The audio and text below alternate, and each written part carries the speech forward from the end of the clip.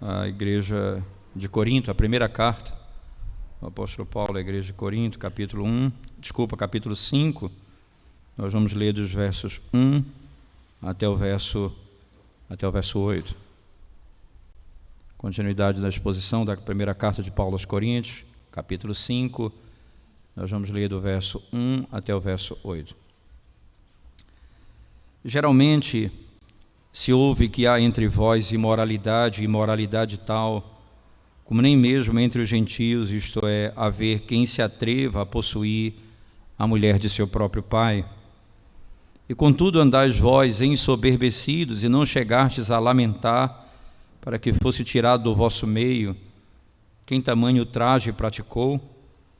Eu, na verdade, ainda que ausente em pessoa, mas presente em espírito, já sentenciei como se estivesse presente, que o autor de tal infâmia seja, em nome do Senhor Jesus, reunidos vós e meu espírito, com o poder de Jesus nosso Senhor, entregue a Satanás para a destruição da carne, a fim de que o espírito seja salvo no dia do Senhor Jesus. Não é boa a vossa jactância? Não sabeis que um pouco de fermento leveda a massa toda? Lançai fora o velho fermento, para que sejais nova massa, como sois de fato sem fermento. Pois também Cristo, nosso Cordeiro Pascal, foi imolado. Por isso, celebremos a festa não com o velho fermento, nem com o fermento da maldade e da malícia, e sim com os asmos da sinceridade e da verdade. Amém. Vamos à presença de Deus mais uma vez, em oração, irmãos. Ó Deus Santo, quando abrimos a Tua palavra mais uma vez para ouvirmos a Tua voz no Teu santo dia, nós nos colocamos, ó Deus, humildemente diante de Ti, sabedores, ó Deus, da nossa própria incapacidade de contemplarmos e compreendermos a Tua palavra sem o auxílio gracioso do Teu Espírito Santo. E assim, ó Deus, também pregarmos a palavra de tal maneira que o Teu povo, ao ouvir a Tua voz, possa ser redimido verdadeiramente.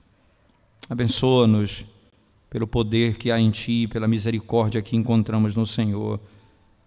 Fala ao nosso coração, desvenda os nossos olhos, para podermos contemplar, Senhor Deus, as maravilhas, ó Deus, as maravilhas da Tua lei, do Teu Evangelho. Em nome de Jesus nós oramos. Amém. Pecado e soberba não são necessariamente desejados como algo na vida da igreja. O pecado por si só é um grande mal, a soberba por si só é um pecado. Mas quando você se ensoberbece pelo pecado, nós temos uma mistura terrível no seio da igreja. Quando o pecado não traz quebrantamento, quando o nosso pecado não é tratado biblicamente, isto é, quando o nosso coração não é humilhado e nós não somos desafiados a abandonar o pecado, tendo consciência da necessidade que temos de arrependimento, você pode ter certeza que nós estamos diante de algo muito grave no meio da igreja. A palavra e o termo utilizado aqui, Paulo diz, essas são as palavras de Paulo: portanto, entretanto vieste a vos ensoberbecer. Interessante a imagem, vocês estão soberbos diante de tal pecado. É interessante que essa é uma prática até meio que comum nos nossos dias, a soberba do pecado. Por exemplo, você ouve e percebe isso hoje declaradamente, a expressão o orgulho gay ou o orgulho, são coisas estranhas, que é uma associação direta entre pecado e soberba. Então aquilo ali já não é mais alguma coisa que eu quero ser transformado, mas eu tenho orgulho daquilo. Eu tenho soberba, eu tenho vaidade no meu coração por aquilo. Isso não é diferente, porque o que nós estamos vendo, o que está sendo dito aqui pelo apóstolo Paulo, é muito próximo disso. Muito próximo do que está acontecendo. Mas aqui talvez um problema com a soberba seja a natureza do debate que está sendo estabelecido aqui pelo apóstolo Paulo. Lembre-se disso, irmãos. Paulo começa a sua carta colocando diante dos nossos olhos a necessidade de Cristo ser pregado como Ele é, anunciado como Ele é revelado. Então, tanto é que Paulo resume dizendo: pregar Cristo e este crucificado. E isso Paulo afirma que é a sabedoria de Deus, é o poder de Deus. Em outro momento, o apóstolo Paulo vai dizer na mesma carta, no capítulo 1, verso 28 em diante, ele diz que Cristo se tornou da parte de Deus sabedoria, justiça, redenção, santificação. Então, o Cristo crucificado se tornou da parte de Deus para nós todas as coisas. Então, pregar Cristo é saber que Cristo se tornou da parte de Deus tudo aquilo que é necessário para a minha alma e para a minha salvação. E pregar Cristo crucificado é o grande tema de Paulo em todo momento. E é essa base que ele vai usar, por exemplo, para lidar com o primeiro pecado que ele vai tratar na carta, que é a divisão na igreja, e que nós temos trabalhado até aqui, até o momento, no final do capítulo 4, quando foi a última exposição, nós estamos trabalhando exatamente sobre o pecado da divisão, e Paulo tem um antídoto contra ela. Nós vimos a doutrina da igreja, a doutrina do Cristo como cabeça, entender o que é o ministro, o papel do ministro, a pregação do evangelho, mas Paulo tem um antídoto mais profundo, e ele diz: acaso eu fui crucificado por vós? Como vocês dizem que pertence a mim? Acaso eu morri por vocês? A unidade da igreja está no fato de que Cristo morreu por ela, é o Senhor dela. Como alguém pode ser cabeça da igreja se ninguém morreu pela igreja, exceto Cristo que deu a vida por ela? Esse é o argumento de Paulo no capítulo 3. Agora, o apóstolo Paulo volta a tratar do tema que para mim é central na carta de Paulo aos Coríntios, que é a cruz. Não é apenas um tema inicial, mas é um tema que permeia toda a carta, porque de novo ele volta a falar da cruz. Ele está falando de um pecado gravíssimo que aconteceu na igreja. E como é que trata isso? Veja o verso 7 do capítulo 5, quando na parte B do verso 5, do capítulo 5, verso 7, ele diz: Cristo é o nosso Cordeiro Pascal, Ele foi imolado por nós. Paulo está dizendo: é estranho vocês terem uma visão sobre o pecado como essa, quando vocês têm a visão de Deus sobre o pecado. O Filho do Deus Altíssimo foi imolado para a nossa salvação, e vocês tratam o pecado dessa forma. Entende? A cruz de Cristo não apenas ela é um foco contra a divisão na igreja, mas ela é a base da razão pela qual a igreja deve fugir do pecado, amar a santidade e ao mesmo tempo entender a doutrina da disciplina, a prática da disciplina eclesiástica. A disciplina eclesiástica é o entendimento mais claro acerca desse tema quando nós olhamos para o que Paulo passa a ensinar aqui. Voltemos ao nosso texto então, no verso 1 do capítulo 5, Paulo diz assim: geralmente, se ouve que há entre vós imoralidade tal, como nem mesmo entre os gentios, isto é, haver quem se atreva a possuir a mulher de seu próprio pai. Você vai entender que Paulo aqui, irmãos, ele está fazendo menção diretamente, não é? Diretamente do texto de Deuteronômio capítulo 22, verso 30 e Levítico capítulo 18. Ele está citando Levítico 18 e Deuteronômio 22, verso 30, que trata exatamente dessa lei.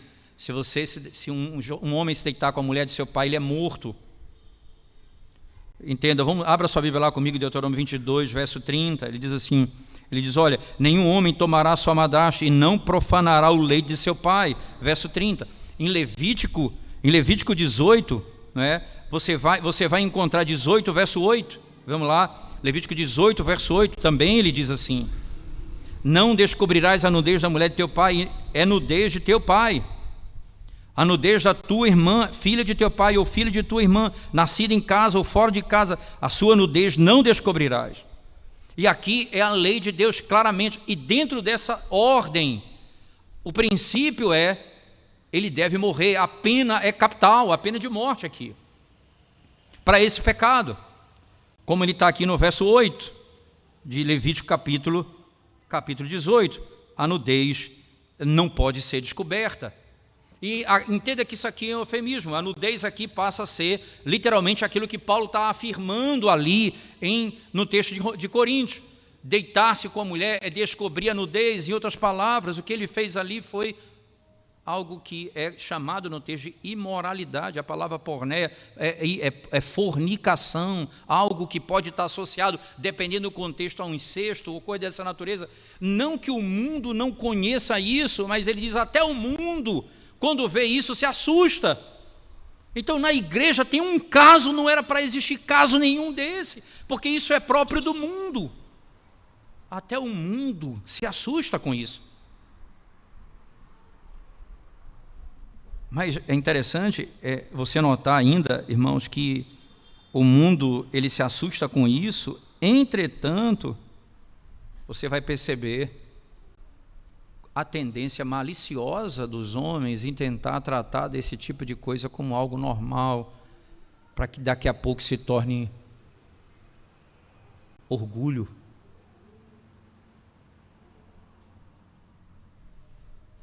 Orgulho. A rejeição do Evangelho de Cristo, sem dúvida alguma, tem sido a causa do estado de putrefação que a igreja e muitas vezes a própria sociedade se encontra.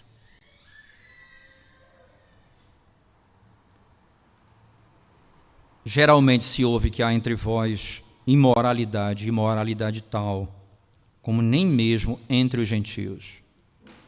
Isto é, haver quem se atreva, veja a expressão, se atreva a possuir a mulher do seu próprio pai. Entenda aqui um detalhe, o texto não fala de sua mãe, a mulher de seu pai, aqui pode ser a madrasta, por isso que o texto de Deuteronômio usa a palavra madrasta com mais clareza, isto é a mulher dele, não é a sua mãe. Isso aqui, um comentarista cria várias possibilidades aqui de acontecer, então, dependendo da possibilidade, pode ser um incesto, pode ser adultério, pode ser fornicação, mas aqui a palavra porneia, no sentido da pornografia, da coisa generalizada, é o que está posto aqui. É um pecado grave no meio da igreja. Mas o que chama a atenção do apóstolo Paulo, irmãos, não é apenas o fato de que nem entre os gentios se vê coisas com clareza acerca dessa prática, é a maneira como se reage ou como a igreja lida com isso. Contudo, Paulo diz no verso seguinte, contudo, ainda vós, veja, e contudo andais vós ensoberbecidos. E aí ele diz, e não chegastes a lamentar, porque é isso que o pecado deve trazer, lamento, choro. Andais vós ensoberbecidos. Ora, a soberba, irmãos, é uma marca da igreja, até porque aqui você tem, quando você está lidando, quem é o cabeça da igreja, um grupo diz é Paulo, outro diz é Cefas, outro diz é Pedro, ou melhor, Apolo, alguém diz ele ou aquele, esse, aquele outro é o cabeça da igreja. Quando eles afirmam tais coisas, é óbvio que eles estão tirando Cristo do centro da igreja, da autoridade da igreja, e eles não são servos, porque até mesmo a autoridade da igreja, eles é quem escolhem, eles estão debaixo da autoridade de homens, não a autoridade de Cristo como cabeça da igreja.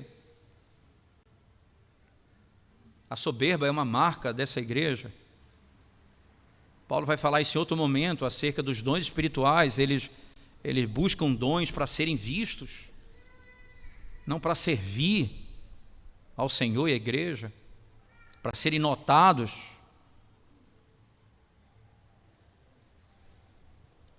Soberba é pecado, mas quando eu me ensoberbeço no pecado, é um agravante que Paulo chega a declarar. Até mesmo os gentios parecem melhores do que vocês. Esse tipo de comparação é muito interessante nas Escrituras. É uma comparação esdrúxula, terrível até, mas ela é real, diante da grandeza e da seriedade do pecado. O Senhor já fez isso em outros momentos com Israel. Por exemplo, o Senhor declara que o jumento e o boi conhecem o seu dono e o seu possuidor, enquanto Israel, que foi criado por Deus, não conhece a Deus. Deus está dizendo: os animais são superiores a vocês. Os animais até entendem. Aqui ele está dizendo, até os gentios. Contudo, andais vós ensoberbecidos e não chegastes a lamentar. E é importante, e aqui Matthew Henry, ele tira uma implicação desse texto que eu achei preciosa. Ele traz o contexto que vem acontecendo nos versos anteriores e diz o seguinte: o que parece aqui é que aqui é um líder daqueles que encabeçaram o movimento de divisão dentro da igreja. E esse indivíduo talvez escolheu um desses como cabeça da igreja. Ele era o cabeça que escolheu Paulo, ou Cefas, ou Apolo como cabeça. Ele era talvez um desses. E nesse contexto, Matthew tira uma implicação. Ele diz o seguinte: e aqui a pior coisa que pode acontecer no meio da igreja é quando a estima por alguém, ou a soberba, ela obscurece até o pecado dele. Isto é, você olha para o pecado dele com menor impacto. É como muitas vezes nós fazemos com a nossa própria vida. Quando nós lidamos com o pecado dos outros, nós somos cruéis. Quando nós lidamos com o nosso pecado, nós somos misericordiosos. Quando nós vemos uma falha no outro, imediatamente nós somos ávidos para corrigi-los e até mesmo exortá-los severamente. Mas quando isso está em nós temos dificuldade.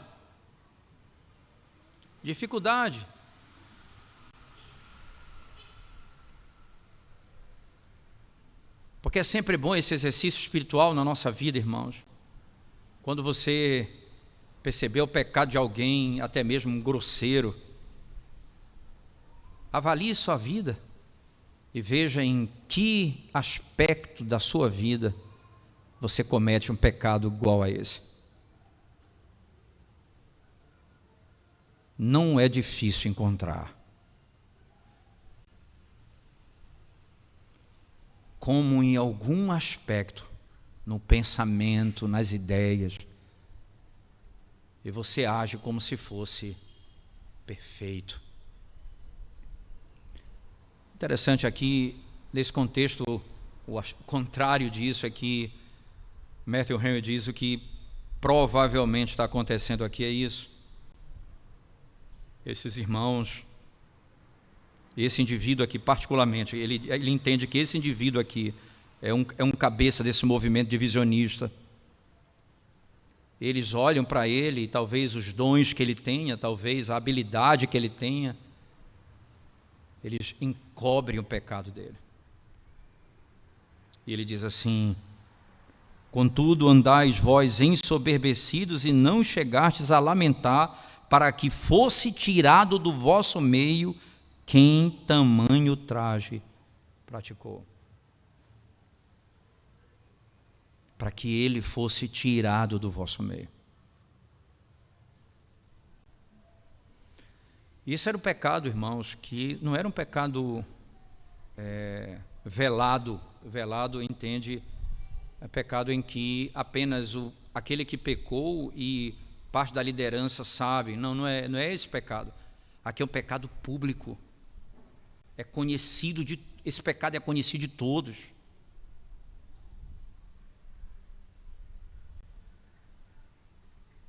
E o que está acontecendo é que o testemunho é terrível para a igreja, porque ele diz: não chegaste a lamentar para que fosse tirado do vosso meio quem tamanho traje praticou. A consciência do apóstolo Paulo não caberia o tipo de solução que foi dado pela igreja. Que solução foi? Nenhuma, porque não foi tratado. O que ocorreu foi: esse pecado, todo mundo sabe, é gravíssimo na igreja. Mas pela estima que se tem pelo indivíduo, pela glória que ele tem no meio da comunidade, nós não vamos tratar dele assim, nós vamos tratar, e aí ele não vai ser tirado do meio da igreja. Acontece que o apóstolo Paulo, ele vai afirmar que é necessário a disciplina para a pureza da igreja. E ele vai dar então as motivações para que esse indivíduo seja tirado. Entenda, quando ele usa essa expressão, para que ele seja tirado, veja o termo, para que fosse tirado do vosso meio. Esse é um termo comum no Antigo Testamento. Quando o indivíduo, por exemplo, tinha uma lepra, ele era tirado do meio do arraial e colocado num lugar à parte, até que provavelmente ele ficasse recuperado e pudesse restaurar, ou ser restaurado à comunhão. Como aconteceu, por exemplo, com Miriam, a irmã de Moisés, quando ela teve lepra, quando ela se opôs frontalmente a Moisés, juntamente com Arão, lá em Números capítulo 12. Então o Senhor vai puni-la com lepra naquele momento, e ela é tirada do meio da comunidade e passa 7 dias fora. Entenda aqui, ela é irmã de Moisés. E Moisés vai orar por ela, para que Deus a perdoe, restaure a sua enfermidade e perdoe o seu pecado. Ela é perdoada e 7 dias depois ela é trazida de volta à comunidade, e eles seguem a viagem. Mas é necessário que a igreja aprenda a tirar do nosso meio, e aqui é o ponto, irmãos: tire, que fosse tirado do vosso meio. Isso tem implicações diretas, como por exemplo, não ter acesso à mesa do Senhor. Alguns chamam isso de excomunhão, não é? Pode ser excomunhão no sentido prático, mas é uma disciplina. Esse que é o ponto central aqui. O indivíduo ele é disciplinado dessa maneira, e a disciplina vai ser manifestada com mais detalhe na sequência, mas Paulo está dizendo que a gravidade do que aconteceu e o conhecimento público do que aconteceu, a igreja não poderia ter tratado aquele pecado daquela forma. Mas que coisa!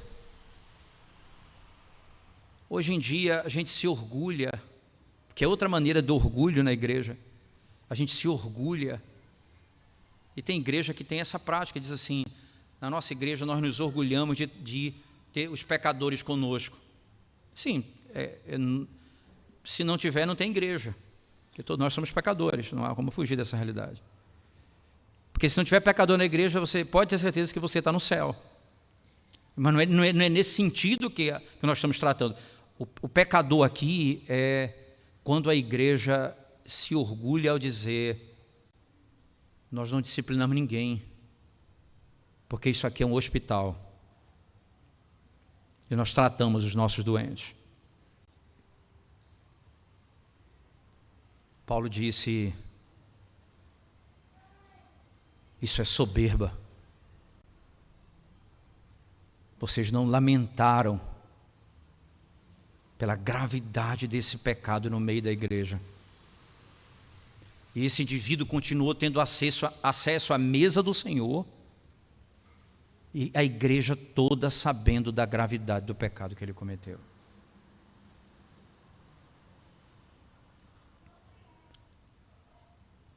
O mundo talvez diga: que igreja amorosa, essa igreja que dá a mesa para todos participarem, até mesmo os que estão em pecado grave.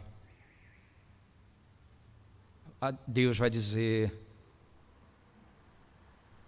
eu lamento que vocês fizeram isso.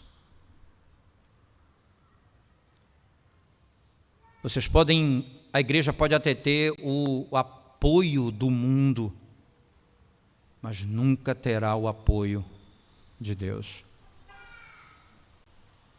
Nunca terá o apoio de Deus. A linguagem de Paulo continua na sua expressão, ele diz: eu, na verdade, ainda que ausente em pessoa, então agora ele vai sentenciar o indivíduo. Os detalhes que Paulo traz são detalhes de quem conhece o que está acontecendo, por isso ele diz: eu, na verdade, ainda que ausente em pessoa, isto é, Paulo estava distante da cidade, em outro lugar, mas presente em espírito. Entenda aqui, presente em espírito, não é que o espírito de Paulo estava lá, ninguém vai imaginar alguma coisa meio espírita aqui. Presente em espírito significa dizer: eu estou aí em autoridade, eu estou aí em conhecimento, eu estou aí com a autoridade que Deus me deu como apóstolo. É isso que ele vai dizer na sequência. Olha o que ele diz no texto sagrado: na verdade, eu, na verdade, ainda que ausente em pessoa, mas presente em espírito, já sentenciei, como se estivesse presente, que o autor de tal infâmia, veja o termo que ele utiliza para o pecado. Primeiro ele diz alguma coisa que imoralidade tal. Agora ele diz: o autor de tal infâmia.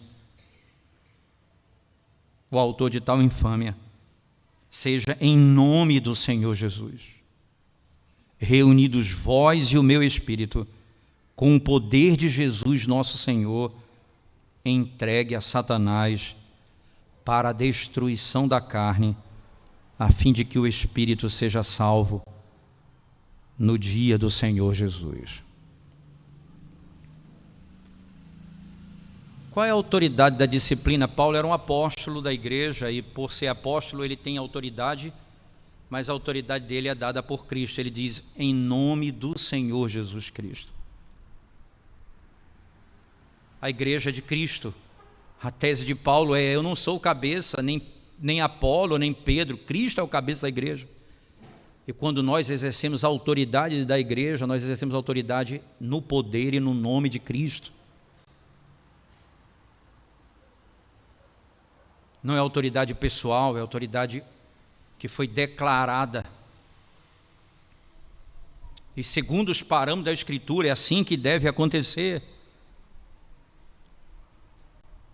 E aí ele usa essa expressão: o autor de tal infâmia, ou aquele que fez isso,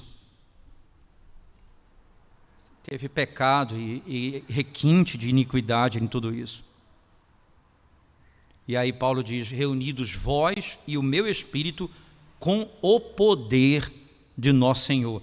Na primeira parte ele diz: já sentenciei, como se tivesse presente, que o autor de tal infâmia seja em nome do Senhor Jesus.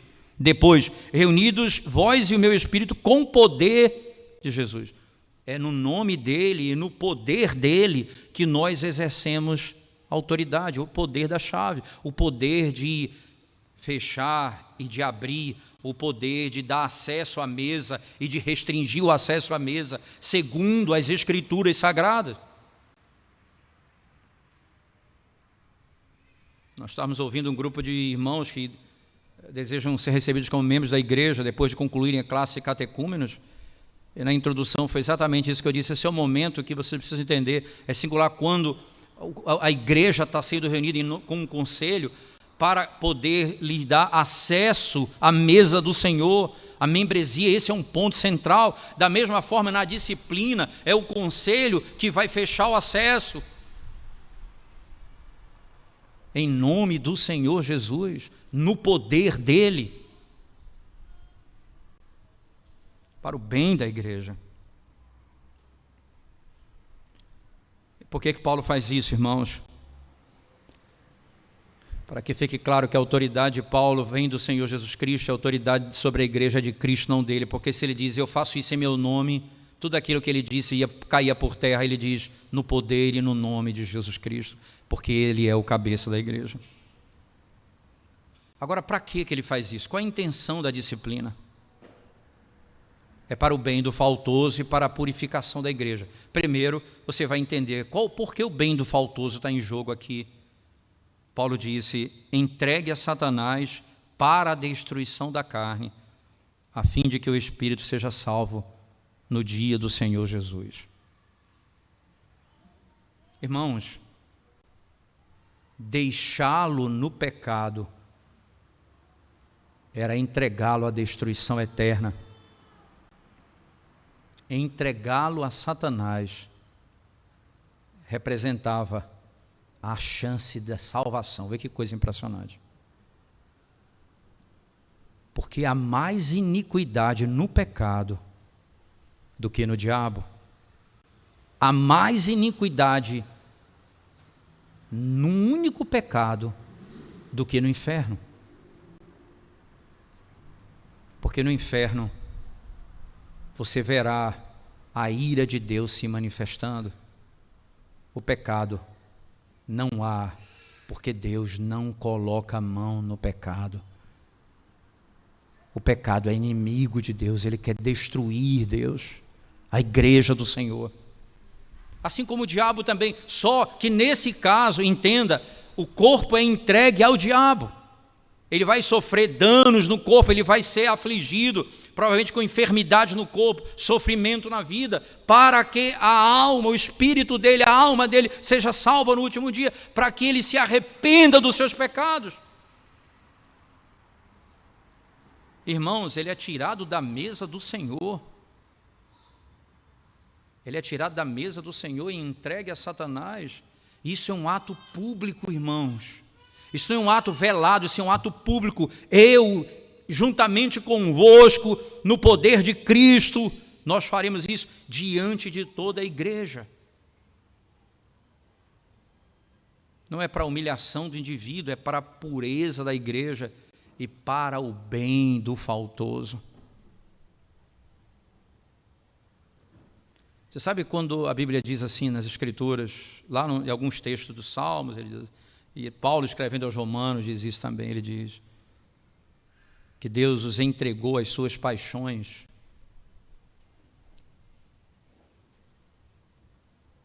Alguém diz assim, isso não pode ser amor, entregar alguém a Satanás para que ele seja ferido, para que seja salvo no último dia.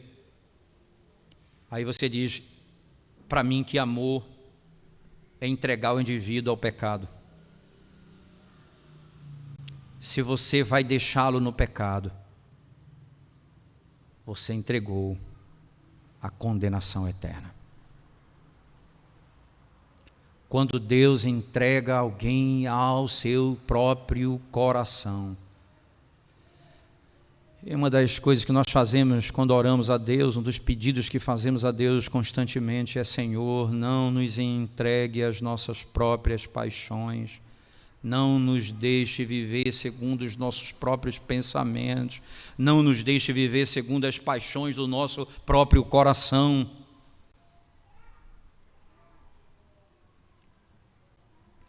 E Paulo afirma, isso aqui é para que você entenda a gravidade do pecado e como o tratamento é dado pelo Senhor. Aí você vai dizer, como pode isso? Mas isso é muito duro. Isso é muito duro. Por que a igreja não age com mais amor? E Paulo vai dizer no verso 6, acompanhem comigo. No verso final do 5 ele diz, para que ele seja salvo no dia do Senhor, isto é, para que no dia do retorno o Senhor, ele possa ser redimido, seja quando ele morrer, encontrar-se com o Senhor, ou no dia do julgamento, e independente, ele vai ser salvo se ele foi tratado pelo Senhor. E a disciplina tem um fim de restauração. Daí o verso 6 diz, não é boa a vossa jactância, isto é, não é boa a vossa soberba. De novo, a soberba aqui é o problema. Não é boa a vossa arrogância. Não sabeis que um pouco de fermento, e aí ele vai mostrar a razão por que você não pode permitir tal coisa, um pouco de fermento leveda a massa toda. Você imagina que isso dentro da igreja contamina a igreja toda. Você não pode pensar que um pecado de um indivíduo é um pecado do indivíduo, ele é membro da igreja, o pecado dele contamina o corpo de Cristo. Não contamina ele apenas, esse é um grande erro. Dentro do individualismo que nós vivemos na nossa geração, nós pensamos que o meu pecado é problema meu. Não, uma vez que você é membro do corpo, como é que a Bíblia chama a igreja? Corpo, membros uns dos outros. o meu pecado, o seu pecado é pecado da igreja. Isso contamina a igreja. E essa é a razão pela qual o Senhor trata para que a igreja seja purificada. Não é boa a vossa jactância? Não sabeis que um pouco de fermento leveda toda a massa? Um pouco. Se você deixa isso na igreja, ele contamina. Ele serve de padrão. Daqui a pouco os jovens vão dizer, esse é um comportamento ok. Daqui a pouco você vai ter uma prática.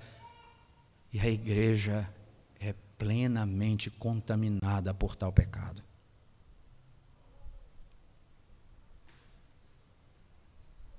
Lançai fora o velho fermento, para que sejais nova massa, como sois de fato sem fermento.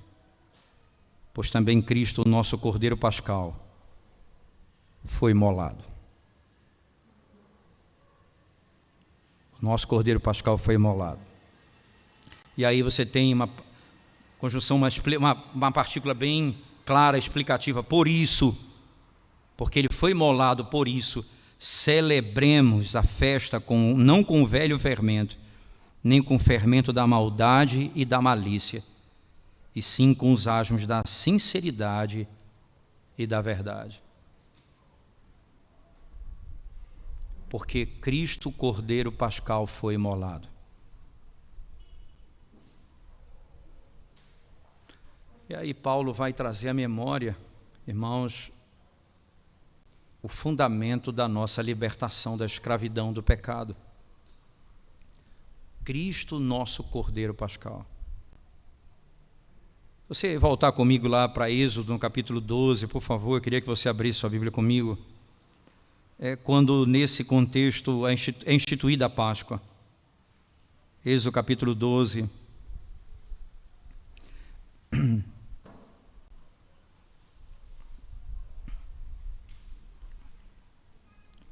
Verso 14 em diante diz assim o texto. 14 e 15 apenas diz assim: este dia vos será por memorial e o celebrareis como solenidade ao Senhor. Nas vossas gerações o celebrareis por estatuto perpétuo. 7 dias comereis pães asmos. Logo ao primeiro dia tirareis o fermento das vossas casas, pois qualquer que comer coisa levedada, desde o primeiro dia até o 7º dia, essa pessoa será eliminada de Israel. O que exatamente que ele está tratando aqui, irmãos? Ele está descrevendo primeiro a festa do Cordeiro, veja que vai até o verso 13, que ele está descrevendo a festa da Páscoa, a morte do Cordeiro, e imediatamente a festa dos pães asmos. Não comam o fermento do Egito.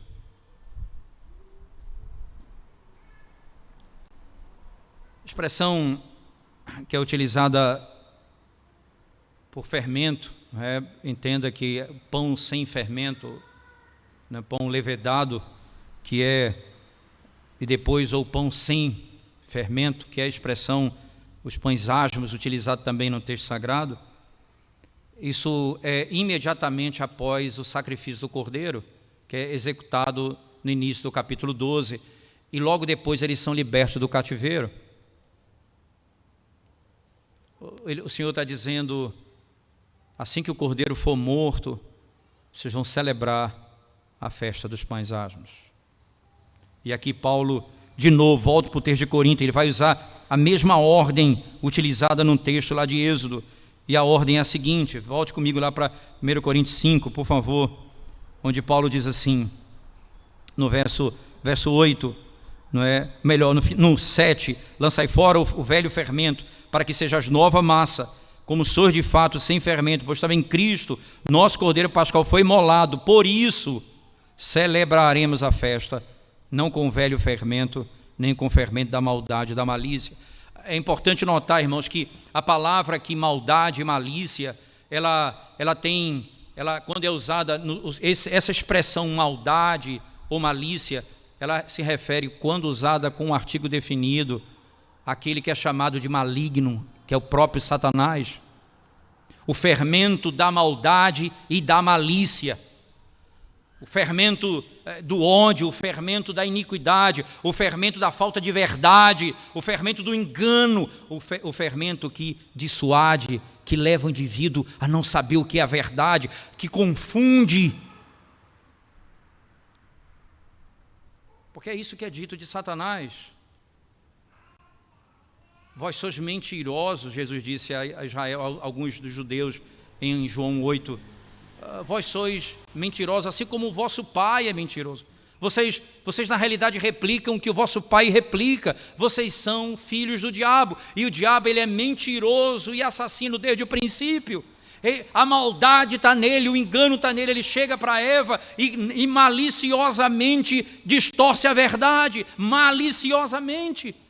E maliciosamente, enganosamente, a igreja sucumbe quando ela olha para o indivíduo que está em pecado e, ao invés de tratar o pecado com a dureza necessária, entenda, o indivíduo está arrependido. Não é o caso desse indivíduo, ele não está arrependido. Um pecado grave como esse, do conhecimento público, tem de ser tratado da forma como Paulo ordenou. Mas se fosse um outro pecado e o indivíduo chegasse dizendo: eu me arrependo por tal prática, e a confissão de pecados dele, necessariamente você talvez nem precise discipliná-lo, porque o propósito já foi estabelecido, ele já se arrependeu dos seus pecados. Mas esse indivíduo aqui nunca se arrependeu. Pelo contrário, há soberba, há orgulho na igreja por tal coisa. E o que deve haver no nosso meio é os asmos da sinceridade e da verdade. Jesus Cristo, eu sou a verdade, a tua palavra é a verdade, a sinceridade, onde não há hipocrisia, não há engano, onde as coisas são tratadas à luz da verdade. Isso traz bênção para o indivíduo que foi disciplinado, porque ele vai ser salvo, estava condenado. Traz bênção para a igreja que é purificada e exalta o nome de Cristo. Porque se você acha que tratar o pecado dessa forma como Paulo tratou é duro, diga para Cristo que ouviu do seu Pai dizendo: eu me agradei moê-lo. Isaías 53. Eu me agradei moer o meu filho para livrar aqueles que eu amei antes da fundação do mundo de todo o pecado. E você quer tratar o pecado de tal maneira que você despreza o sacrifício do Cordeiro.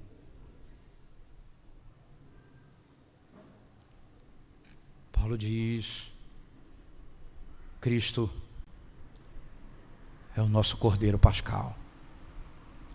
Ele foi imolado por nós. Ele foi imolado por nós.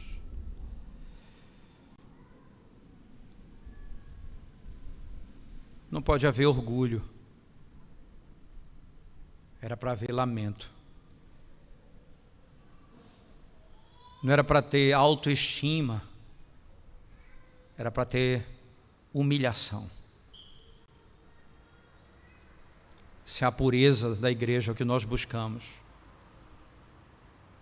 nunca nós podemos nos apartar da cruz de Cristo. Porque só essa mensagem é poderosa para restaurar o indivíduo e até mesmo para servir de padrão de ordenação da igreja, como a igreja trata o pecado. Como a igreja trata o pecado.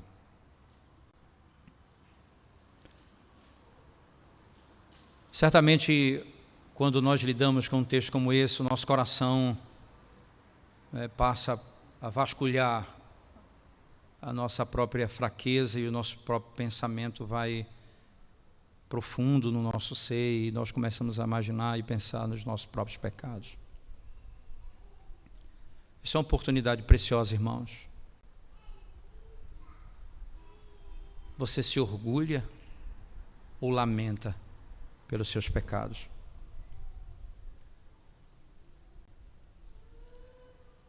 O que tem feito você permanecer no pecado?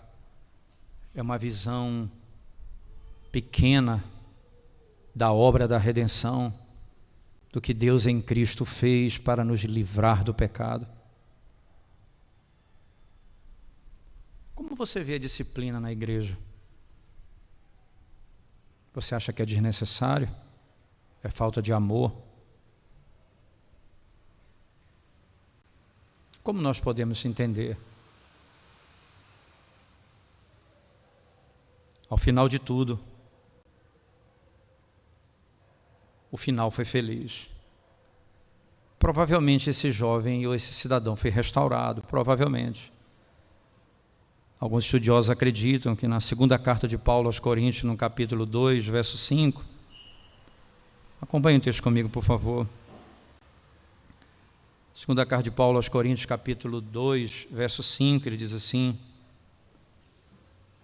ora, se alguém causou tristeza, não fez apenas a mim, mas para que eu não seja demasiadamente áspero, digo que em parte a todos vós basta-lhe a punição pela maioria.